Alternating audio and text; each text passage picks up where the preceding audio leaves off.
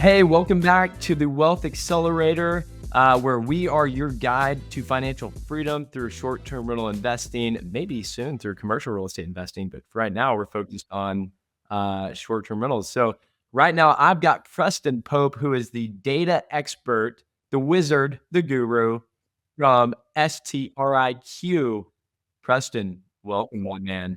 Thanks, man. Glad to be here. I am so pumped you're here, man. Like, I've got to pretend like I'm not even with strike, but I'm going to pretend like third party here, like, Yeah. so at the end of the Matt the day, guy. I'm Matt the guy, I'm just a wealth accelerated guy. But this vision for the comps dashboard, I think was really you and Tamer coming together to bring this thing to life. And so like, I am so pumped to have you on to really tell us about this new technology that you've developed. It's cutting edge. It's brand new. It's helped me tremendously with my new and my existing short-term rentals. And so, man, I'm so pumped to have you on. Excited for you to be able to tell us more about it. And for those listening, we are going to be talking specifically about the new strIQ comps dashboard. There's different components of it, but I'm really going to let Preston dive into it and give us a bunch of different use cases of why you built it, how people use it, and how ultimately you can help us make some more money. Absolutely, man. No, let's dive in. So the story of how this came about is pretty interesting. So we didn't go off trying to build the comps dashboard. Really what this came about from is we were sick of the subpar revenue estimations that we were getting utilizing some of the more standard revenue projection softwares out there. And so what we decided to do is like, hey, let's just build our own. The first thing that you have to do though, when you're determining, a revenue estimation, is you got to figure out your comps set.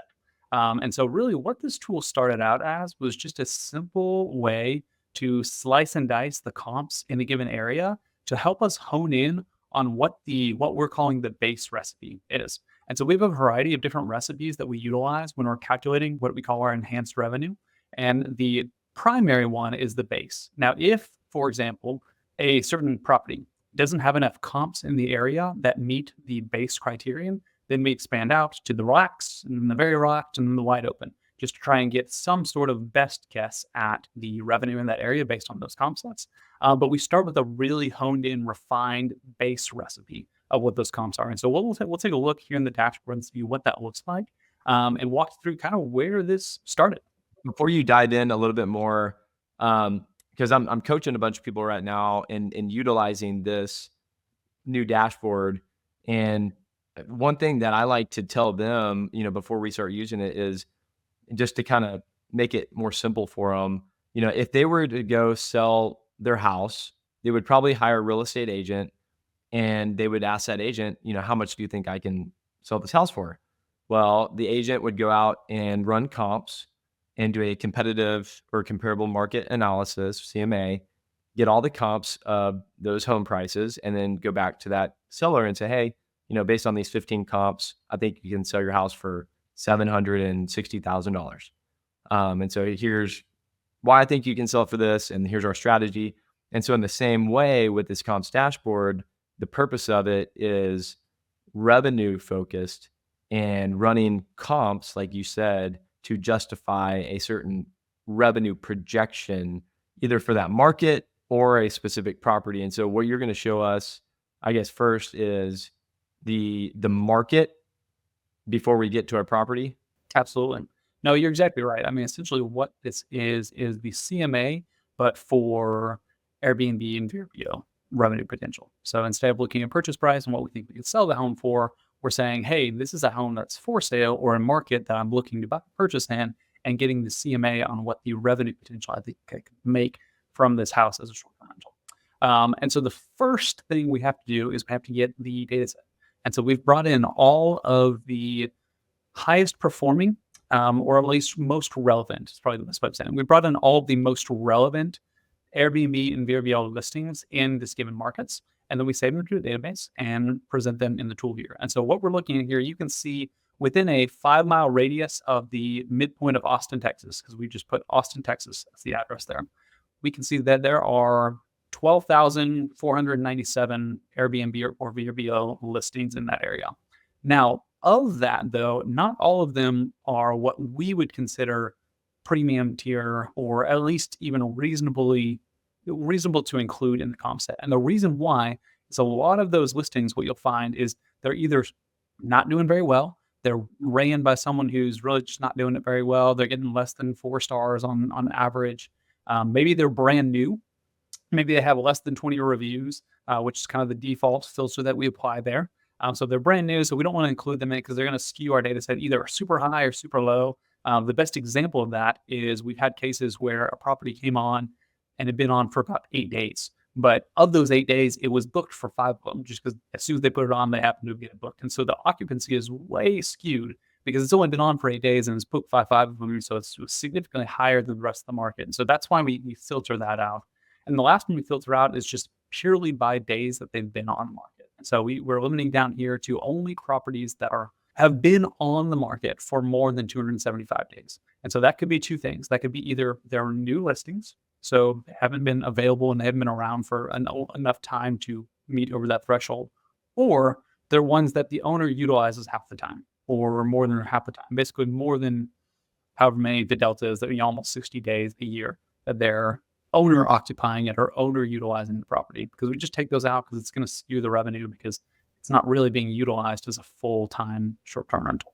Gotcha. So you're basically taking all this massive amount of data that's out there, good and the bad, and you're just showing us just, I don't want to say crystal clean data, but the way better data to help better decisions.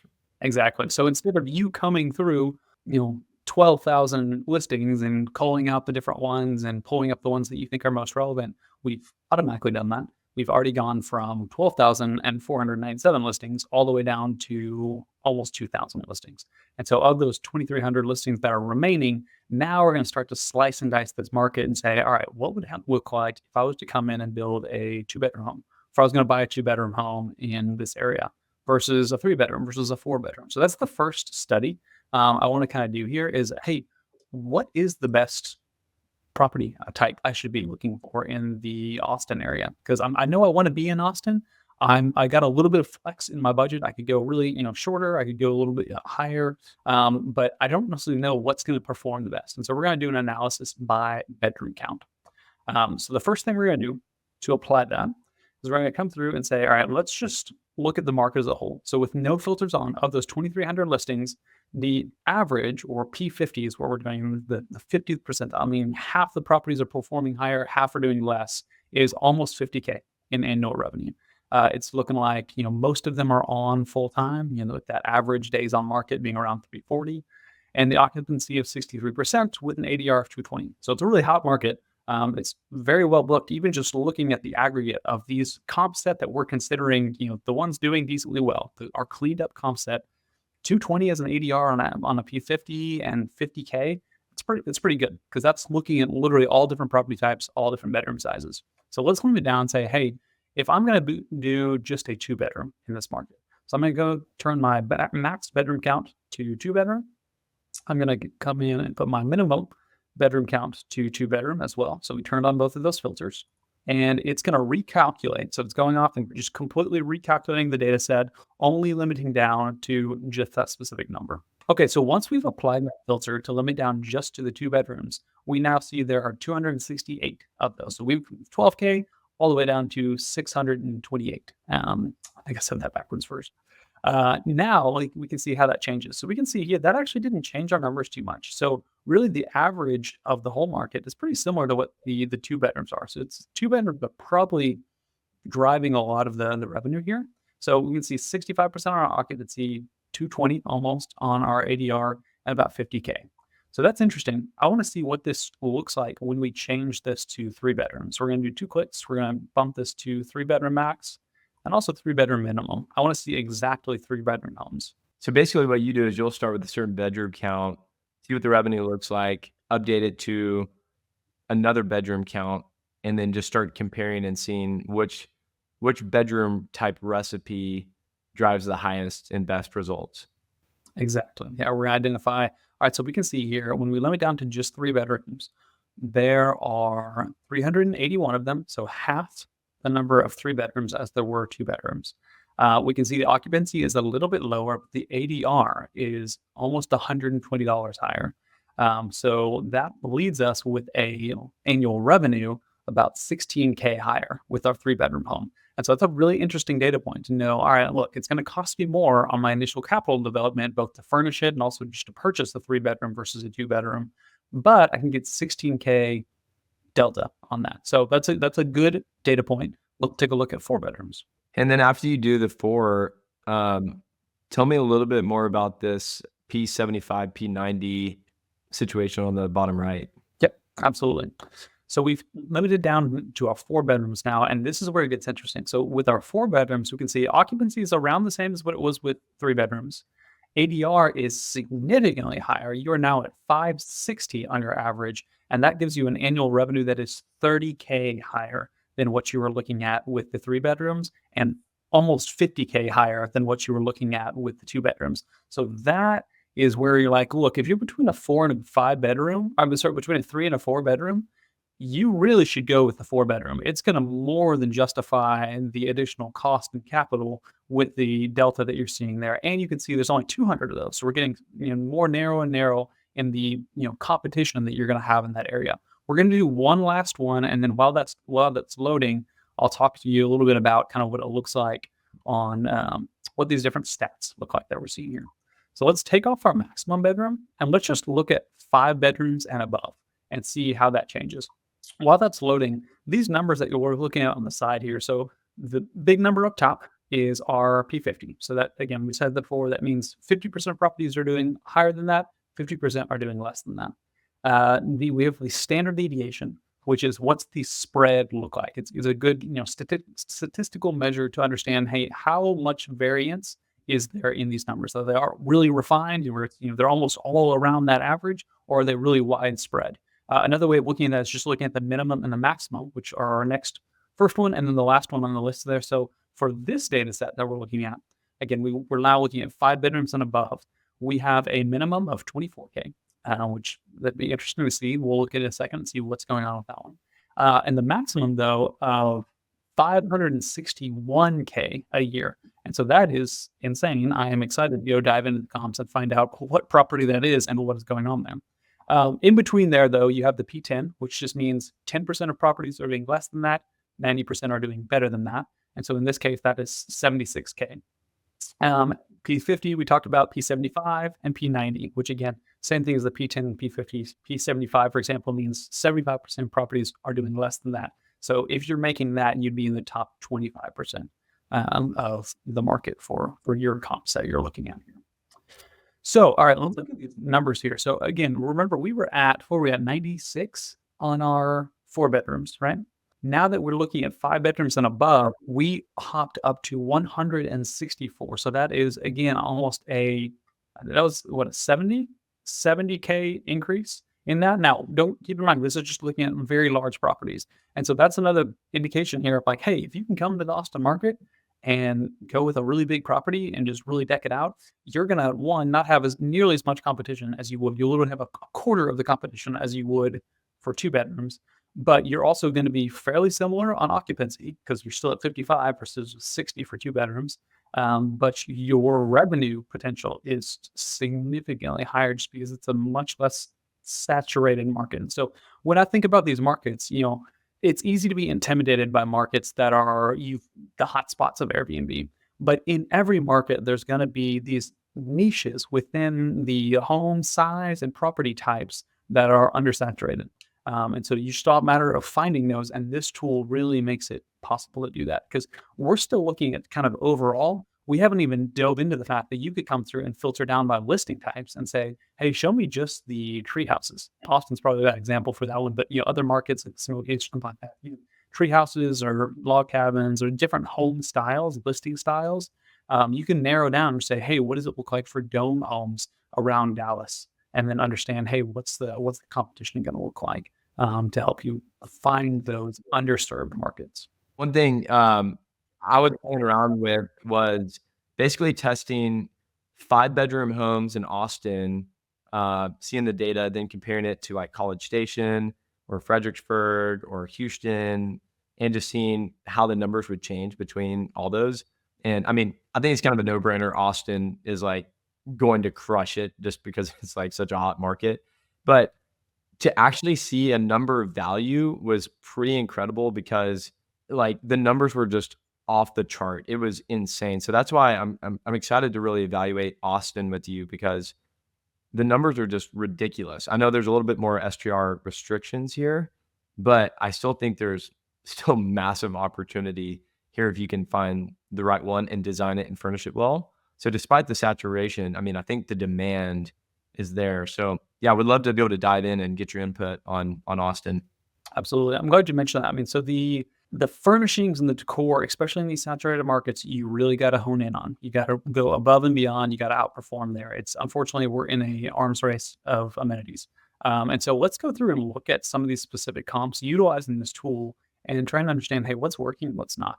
So first off, I want to just pull up. So we're looking at the map view, and so we can kind of circle around this map view and kind of click on these different properties if we want. So like say, I'm curious what this one is. I'm gonna click on this. It's gonna pull up for me the actual photos of this property. You can see this is a 12-bedroom home. It's 6 beds, but 6 bedroom, but 12 beds in the near downtown area. So we can scroll through and see the actual photos. Looks like they've decorated it really well. Got some real nice, sleek, modern looks to it. I don't see anything crazy in terms of amenities though. Its revenue is looking like in the last 12 months, it made around 162K. So nothing crazy, but a 6-bedroom home making 162K. That's pretty good. Occupancy, it's up in the higher, so we could probably even afford to bump it up a little bit. Their occupancy is sitting around 80%, which is fantastic. So that's just clicking on it from the map. But really what I want to do is I want to see this in more of a tabular form. So let's click on this table. And it's going to, instead of showing me all this comps list, so again, we're going at 175 properties, the 5 bedrooms and above of the cleaned up comp set in Dallas. And now we can view it as a table. So the first thing I'm going to do with that is I'm just going to sort by real revenue.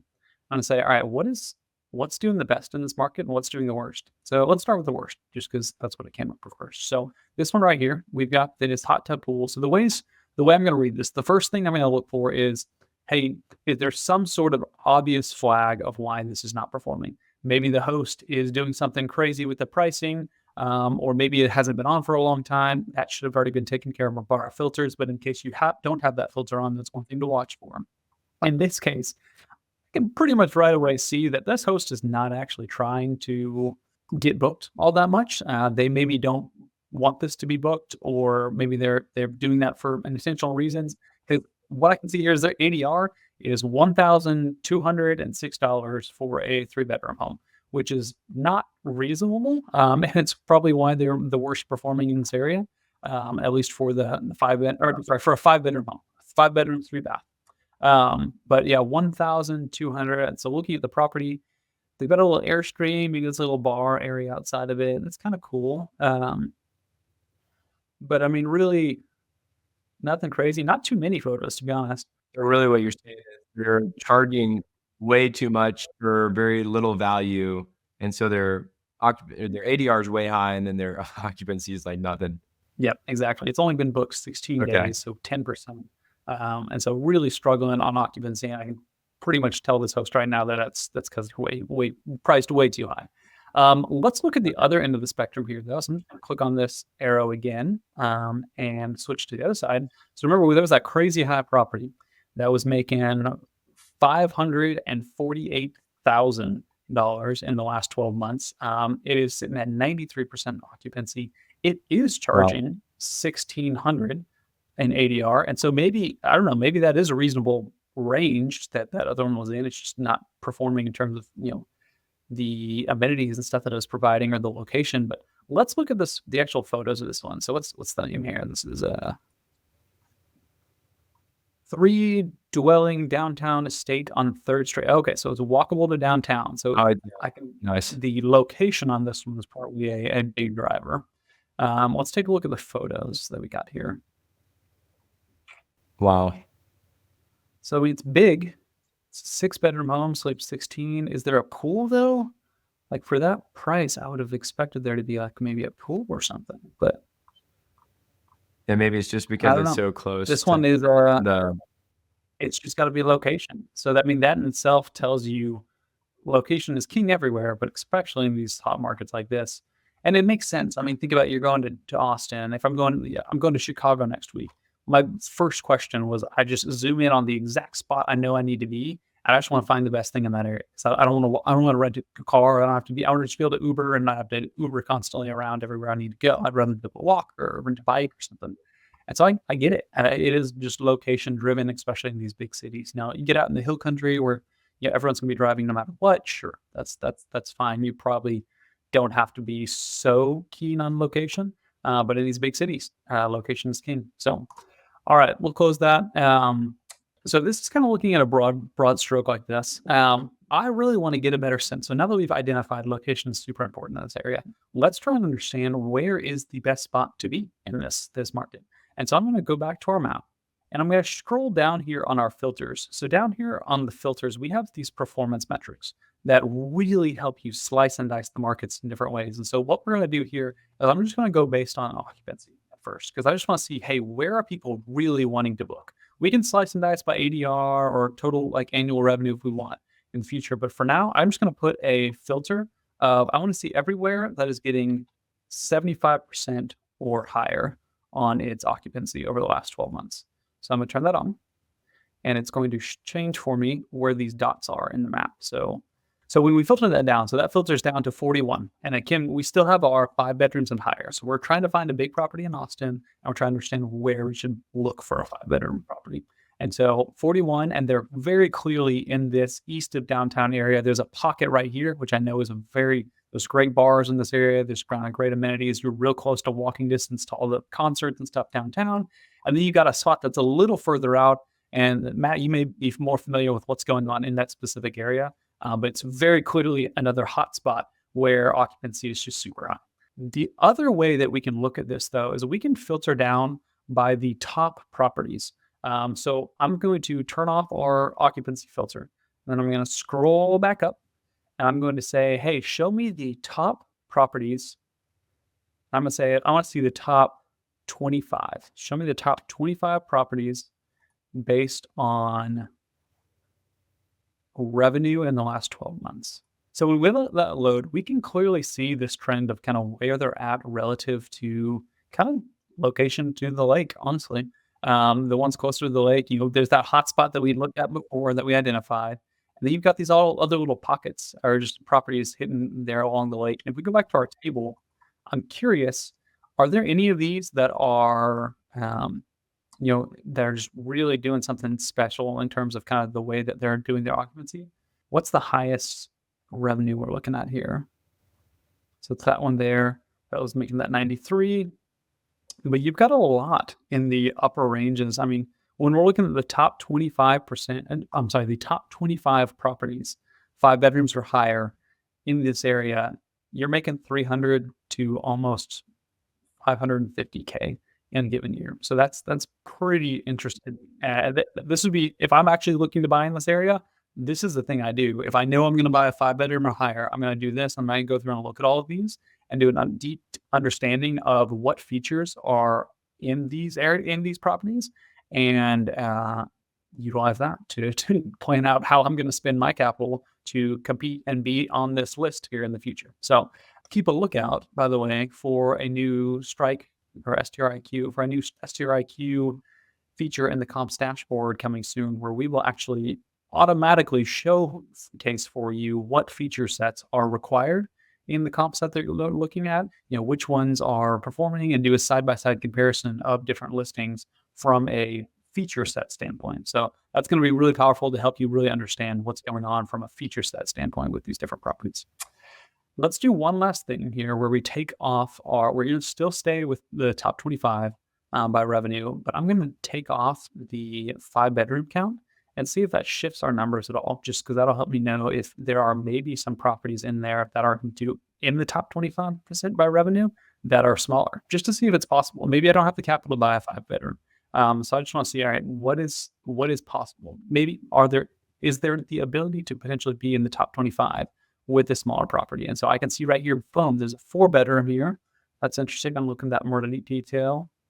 there is, okay, so in the top 25 properties by revenue in the Austin market, there is a 1 4-bedroom in there. And so clearly it is possible to be in the top 25% by revenue with a 4-bedroom. So let's do this. Let's expand this out. Let's go back to our map view. And we're going to expand this out to a 25-mile radius. So there could be short-term rental restrictions in the city you're looking in. So it's always worthwhile to expand your search a little bit and see, hey, if we get out into the suburbs a little bit, maybe out of the city some, what do we see there? So we're going to expand that out and see if we have any that start to pop up. So I'm going to zoom out further on our map. So we expanded out to 25-mile radius, and we can see there are definitely some properties outside of the Austin city limits that make the top 25 list on the revenue standpoint. So I'm just going to click on a couple of these. What I'm going to guess this is like maybe the Dripping Springs area. Oh, that's Dripping. Yeah, it's Dripping Springs right there. Which I'm actually interested in Dripping Springs. That's good to know. So it definitely performs. You can definitely perform relative to the Austin metrics with some of these areas. Now look at that. All right, 9-bedroom. And the beauty of it is they got it outside of the city, so they paid less than they would have paid in the city for this. But sleeps 30, 5 acres. I mean, this is just the difference between a city property and a getting into the country some. Oh man, amenities out the wazoo. You got there, cornhole there. How much in revenue is that? You've got just this one's making $426K in the last 12 months with an occupancy of 65 and an ADR of almost 1,800. Man, that's a beautiful house. That's amazing. That is awesome. So we need to be looking in Dripping Springs, is what you're saying.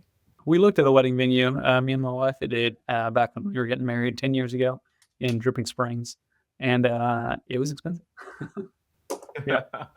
Well, hey, if you're making 400 to 500 grand, I mean that's pretty awesome. So, no, hey, this is awesome, man. Man, there's so much more and different use cases that I want to explore, but I also know that we are, I think, about 30 minutes into this thing, so I don't want to overwhelm everyone that's listening. So, Preston, I would love to have you on again, maybe next week or sometime soon, because there's 2 other use cases I want to explore. One of those is typing in my address or a property address I either own or I'm looking to acquire, and trying to figure out how I can maximize revenue for that one specific property and go from what you're calling the P50 or the 50th percentile to the 75th or even the 90th percentile. So I would love to do maybe a podcast on that. And then would love to have, maybe you're just going to keep coming back, baby.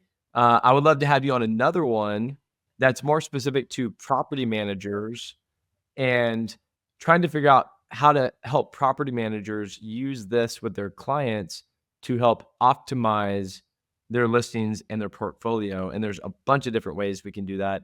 They can even use it for prospecting, because I think you told me we can actually figure out which ones are professionally managed or not. And so, man, there's a bunch of use cases for this thing. Sure is, man. It's a cool tool. And again, it started just out of a need to build our own recipes, and then we just expanded from there. So the beauty is in the data. You get it in there, and then you start building powerful tools around it. And it's the limit is your creativity and the ways that you want to slice and dice this. Before we go, can you pull up and just give us a little teaser of the AI features that's coming? Just a little nibble. Yeah, absolutely. So a beta feature that we built into this is, look, there's not a lot of numbers on that screen. That's not something that's easily shareable with, say, investment partner or underwriting. And so what we've done here is we've taken all those numbers, as well as utilizing AI to understand the market trends and seasonality, and built it all into this nifty little report that helps you just understand and get a breakdown of what it looks like. And also, if you're looking at MLS properties, which we'll look at this one next week, you can actually click on that and interact with the image analysis of all the MLS photos and really understand what its properties look like. So 2 really exciting uses of AI within the strIQ comps dashboard. Cool. So essentially, what I'm hearing from you guys, from you and Tamer especially, is that, say I find a property for sale and I type it into this comps dashboard and I click this AI button over here, and pull it up and do this MLS review, then it'll show me pictures of that property. It'll like scan the pictures, give recommendations of updating the kitchen versus adding a pool versus adding a hot tub or doing this and that, maybe even potential cost estimates to it. And if we were to do that, then give a certain projected revenue that you could achieve based on aggregating the MLS and revenue together to help the user make a really good decision. Yep, absolutely. So when is that ready? I'm ready for it right now. It's just put in an MLS property. That actually is live and ready to go. You can actually start poking around with that. If you type in an MLS property. Well, dang, you've been holding out on me, man. I'm ready to start using this thing. So when do you think, those listening, when do you think our listeners can actually start using some of the AI features within the comps dashboard? I know we're kind of rolling it out, over time because the AI thing is very new, but just give us maybe potential date that for them to get excited about. I would say definitely Q1 2025 type of feature sets that we'll be introducing and releasing more fully within the application, as well as taking them out of beta mode and highlighting them within the application. Awesome. Okay. Excited to share that, excited to get feedback. And so select sets of users, if they reach out to us, can get access to the beta tools to help us test it out and identify issues as we're developing it. Oh, so we're looking for some beta users right now. Okay. Well, if some of these beta people want to come reach out to you, how do they get a hold of you? Just reach out to preston.pope, that's POPE, at strIQ.com. And I would love to help you out and get you set up with the beta account so you can start helping us test out the AI functionality. Awesome. The wizard himself, Preston Pope from strIQ. Thank you for joining us, man. And I'm excited to have you on again soon.